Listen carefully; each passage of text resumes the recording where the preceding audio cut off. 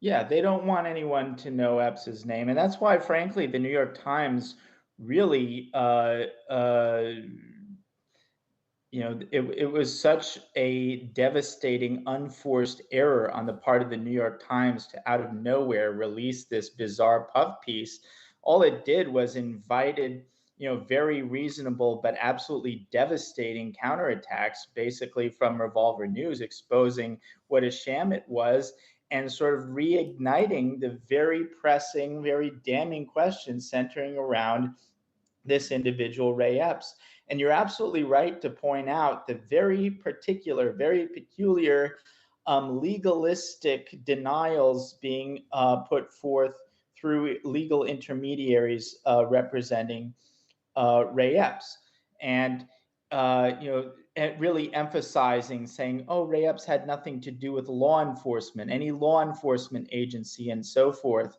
And it's especially suspicious when you contrast it with Ray Epps's lawyer, who incidentally, Ray Epps's lawyer is a 9-year veteran of the Phoenix FBI field office that actually once denied knowledge of Epps's existence, which is even more remarkable, but that's a story for another time.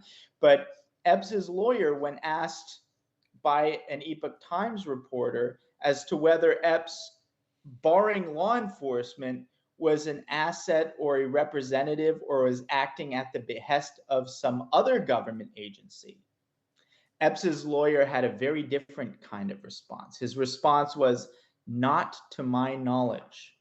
And so it is quite interesting to contrast the very specific, very affirmative, very confident denial on the part of Epps's lawyer that Epps was not involved in any law enforcement agency to the bizarrely cryptic and ambiguous response of not to my knowledge when it comes to any other agency. And you can bet anything that there were some kind of discussions about this in advance. And if the lawyer was in a position to issue the same kind of precise and emphatic denial as to blanket association with any federal agency, he would have done so. So the fact that he didn't only adds to the mounting suspicions and really damning avalanche at this point of evidence pointing to the fact that Epps was not an authentic actor on that day.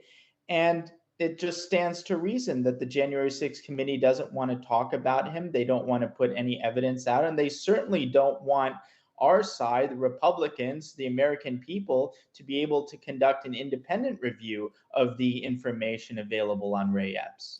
We heard House Judiciary Chairman Jerry Nadler say last night that Ray Epps' life had been shattered, that he was the victim of a right-wing conspiracy because there were